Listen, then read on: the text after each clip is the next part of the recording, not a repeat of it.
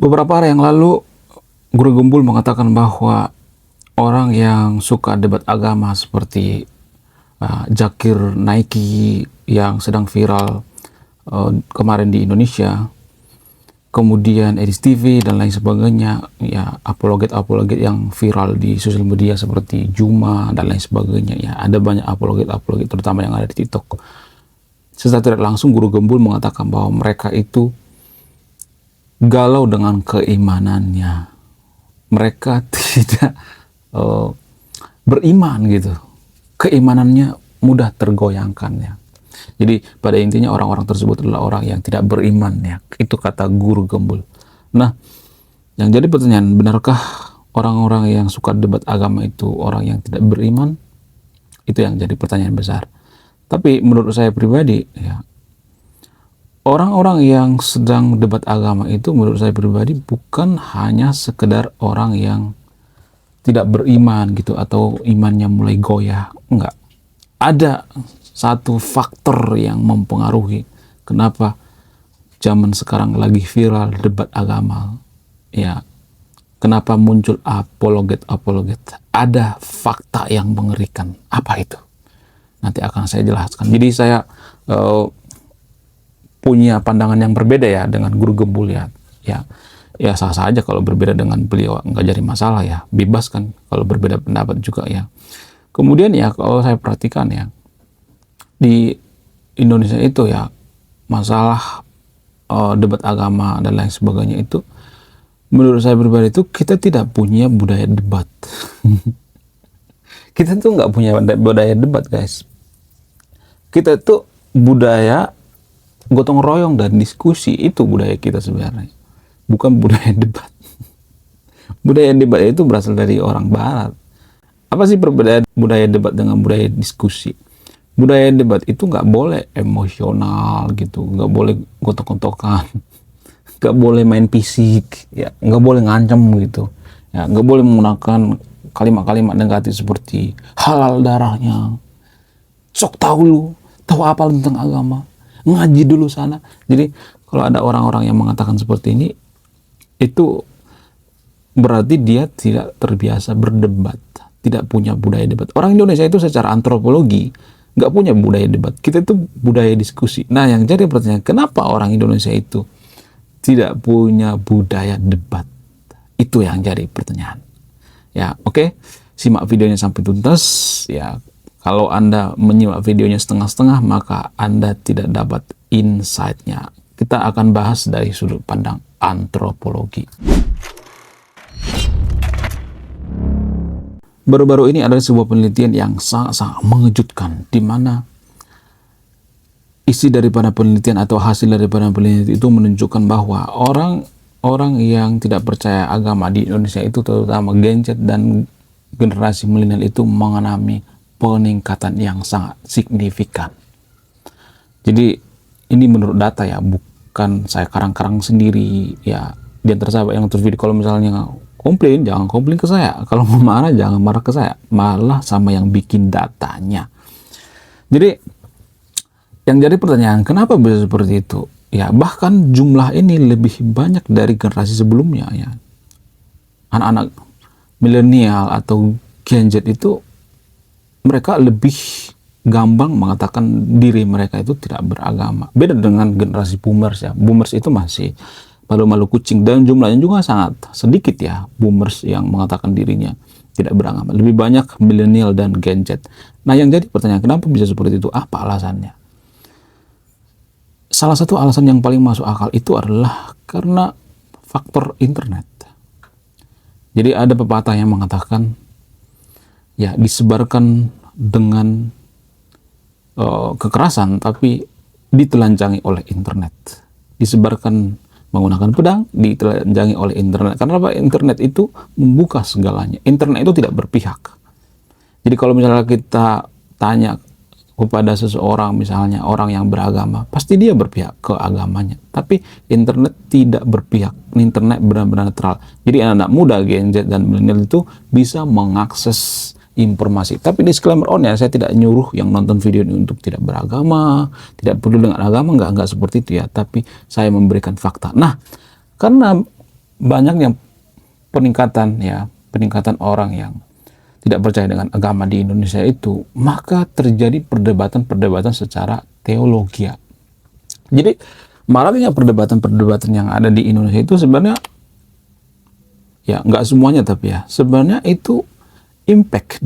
Sudah mulai anak-anak di Indonesia itu mempertanyakan agama, apakah agama ini sesuai dengan sains. Makanya pemuka-pemuka agama di Indonesia itu selalu mengait-ngaitkan agama itu dengan sains. Contoh misalnya, itu penelitiannya ada di kitab suci kami, ada di Alkitab, ada di Quran dan lain sebagainya. Contoh misalnya, bumi bulat itu ada di kitab suci kita, padahal nggak ada secara eksplisit kitab suci yang mengatakan bahwa bumi itu bulat, nggak ada. Ya, tapi warga Konoha sangat sering mengatakan seperti itu. Itu ada penelitiannya di kitab suci kita, ya. Black hole itu ada penelitiannya, ya, penelitian daripada Stephen Hawking itu ada penelitiannya dan sebagainya. Kenapa bisa seperti itu? Karena pemuka-pemuka agama itu takut kehilangan umat. Anak-anak Gen Z itu kan harus sesuai dengan sains, ya, karena sains itu dianggap kebenaran. Jadi ini berbanding terbalik, ya. Harusnya kan agama itu bagian daripada kebenaran, ya, more kompas, maksudnya kompas daripada kebenaran. Tapi justru sains itu sekarang yang jadi ujung tombak kebenaran, sehingga ya agama ini sains, agama itu dihubungkan dengan sains. Karena orang-orang menganggap bahwa sains itu sumber kebenaran.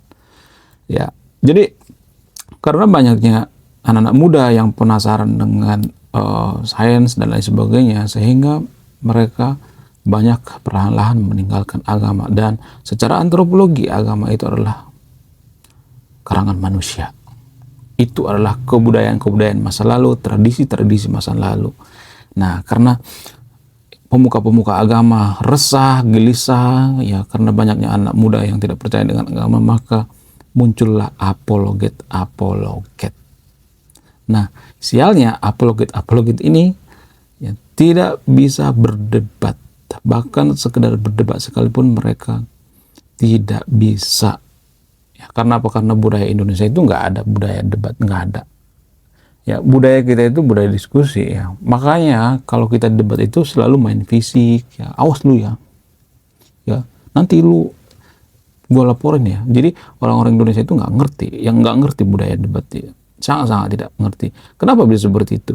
Karena secara antropologi kita itu tidak terbiasa belak-belakan. Orang berdebat itu kan biasanya orang yang belak-belakan, ya, yang suka berdebat itu biasanya orang yang belak-belakan. Budaya Indonesia itu secara turun-temurun nggak punya budaya belak-belakan. Jadi kalau misalnya nih kita punya masalah dengan orang, maka kita akan biasanya ya memendam, ya, janganlah, nggak enak, nah, nanti ribut, jangan nanti konflik. Nah, budaya nggak enakan inilah yang mempengaruhi kita tidak punya budaya debat, sehingga kita biasanya memendam. Kalau ada masalah kita memendam. Nah, tiba-tiba nih, ya, kita memendam terlalu banyak, sehingga ujung-ujungnya meledak.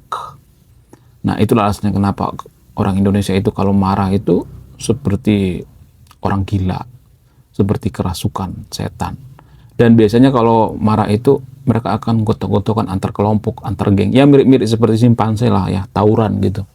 Ya, seperti yang kejadian kemarin, ya, antara FPI dengan PWI, itu kan sebenarnya tawuran, ya. Apa bedanya kita dengan monyet, kan? Itu kan tawuran. Mau anak kecil, mau orang dewasa, sebenarnya ya orang Indonesia itu suka tawuran sebenarnya. Kenapa bisa seperti itu? Karena budaya nggak enakan secara antropologi, ya. Kalau misalnya ada masalah nggak langsung diomongin, dipendam dulu, ya. Kemudian diceritakan pada komunitas-komunitasnya, ditambah-tambahin, dibumbu-bumbui, dikompor-komporin, ya. Ya. Lalu tiba-tiba meledak, karena di Indonesia itu banyak orang yang bersumbu pendek, meledak dan terjadi konflik. Ya, itu sebenarnya alasan yang paling masuk akal kenapa orang Indonesia itu tidak punya budaya debat. Nah, kalau kita perhatikan di sosial media sekarang itu banyak orang yang debat dan sebagainya, itu pada intinya orang sudah meragukan agama. Kalau menurut saya pribadi, ya, sudah meragukan agama. Kalau orang-orang tidak meragukan agama, ngapain harus didebatin, ya kan? Apakah keimanan itu bisa didebatin? Nggak bisa. Apakah agama itu bisa didebatkan? Nggak bisa. Gini ya guys, agama itu kan ranah privasi, kepercayaan. Contoh misalnya, apakah keimanan seseorang itu bisa diukur? Nggak bisa. Jadi kita ambil contoh yang lebih detail, misalnya gini. Kalau misalnya ada orang mengatakan, tadi malam saya bermimpi ketemu dengan malaikat misalnya. Apakah itu bisa ditakar? Nggak bisa. Apakah itu bisa diukur? Nggak bisa. Nggak bisa. Jadi agama juga seperti itu. Bukan berarti saya mengatakan bahwa agama itu tidak benar ya. Tapi kepercayaan seperti itu. Agama seperti itu. Saya tidak membela agama tertentu, mau Kristen, mau Islam, ya, mau Yahudi, Hindu, dan sebagainya. Enggak. Agama itu ranahnya privasi. Makanya orang-orang barat itu memisahkan antara agama dengan negara. Negara itu mengurusi sesuatu hal yang rasional, sementara agama itu bukan hal yang rasional. Agama itu privasi. Negara itu mengurusi hal publik, bukan ranah privasi. Sementara di Indonesia, negara justru mengurusi ranah privasi. Kan aneh bin ajaib. Ya. Jadi agama itu kan suatu hal yang subjektif ya, privasi. Bagaimana mungkin kita bisa mendebatkan misalnya seseorang bermimpi ketemu malaikat? Gak bisa. Apakah kita bisa menghakimi seseorang bertemu dengan malaikat? Gak bisa. Tapi apakah ini bisa dibawa ke ranah publik? Nggak bisa. Ya, keimanan seseorang ya nggak bisa ditakar. Apakah seseorang itu soleh atau tidak? Nggak bisa ditakar. Ya, ini yang sangat susah dipahami oleh orang-orang Indonesia. Kalau saya mengatakan seperti ini, nanti saya dikata-katain, oh kamu ateis, kamu agnostik, oh kamu anti agama dan sebagainya. Enggak. Saya mengatakan yang sebenarnya, agama itu adalah ranah subjektif, bukan objektif. Sementara sains itu ranah objektif. Jadi sangat aneh ya kalau misalnya nih ada orang yang menggabungkan antara agama dengan sains. Agama itu kan ranahnya subjektif, sains itu ranahnya objektif. Jadi objektif dengan subjektif itu nggak bisa digabung ya. Sains dengan masalah pribadi itu nggak bisa digabung. Sains itu dalam pada hakikatnya berubah-ubah dari tahun ke tahun, berubah-ubah. Penelitian itu sebenarnya berubah-ubah ya dari zaman dulu ya. Dari zaman dulu ya, seperti misalnya penelitian dari Stephen Hawking bisa aja dipatahkan nanti ya oleh penelitian baru misalnya. Berubah-ubah, sangat berubah-ubah. Namun agama kan nggak bisa berubah, jadi berbeda ya. Agama itu kan nggak bisa berubah. Kalau dulu misalnya nih kisahnya seperti itu tertulis di kitab suci, apakah bisa diubah? Nggak bisa. Ya, agama itu nggak bisa diubah. Sementara sains bisa dirubah. Kalau misalnya ada penelitian baru, itu kan bisa aja berubah. Sementara agama nggak bisa. Jadi sungguh aneh ya kalau misalnya warga Konoha itu terlalu mengurusi agama. Padahal kan agama itu ranah privasi, bukan ranah publik. Di situ letak masalah daripada orang-orang Indonesia. Itu yang jarang dibahas gitu. Karena apa? Karena mungkin ya faktor daripada lingkungan ya, kemudian tradisi, budaya, karena hukum di Indonesia itu sebenarnya hukum di Indonesia itu tidak mengharuskan untuk atau mewajibkan ya, tidak ada kewajiban dalam beragama, tapi hak ya. Hukum di Indonesia itu hak, tapi seolah-olah saya melihatnya di Indonesia itu justru beragama itu sebuah kewajiban. Padahal kan enggak. Ya. Jadi apakah Guru Gumbul dalam videonya yang mengatakan bahwa seperti Edis TV misalnya, seperti Zakir Naik dan lain sebagainya, orang-orang yang keliru? Enggak juga sebenarnya, ya, enggak juga. Tapi lebih ke penasaran anak muda gitu. Anak-anak muda itu penasaran, ya, benarkah agama itu ciptaan manusia atau ciptaan Tuhan? Jadi sudah banyak pertanyaan-pertanyaan seperti itu ya berseliweran di sosial media ya. Karena apa? Karena internet membuka segalanya. Nah, ini juga berkali-kali saya mengatakan bahwa sebenarnya agama itu adalah candu. Ya, kemarin saya posting di channel ini perdebatan antara apakah agama itu candu atau tidak. Banyak juga yang saya paham itu kalau saya mengatakan bahwa agama itu adalah candu, maka saya akan disebut ateis, yang komunis. Jadi Karl Marx sekalipun mengatakan bahwa agama itu candu, itu artinya bukan candu seperti narkoboy gitu, bukan. Candu yang dimaksud itu Ya kalau misalnya ini ada ketidakadilan misalnya, kemudian ada ketimpangan misalnya, ada masalah misalnya. Jadi biasanya kaum beragama itu tidak mencari solusi, malah agama yang dijadikan obat penenang. Bukan mencari solusi ya. Harusnya kan mencari solusi kenapa terjadi ketidakadilan misalnya. Contoh misalnya nih masalah ketidakadilan di Indonesia, misalnya korupsi misalnya.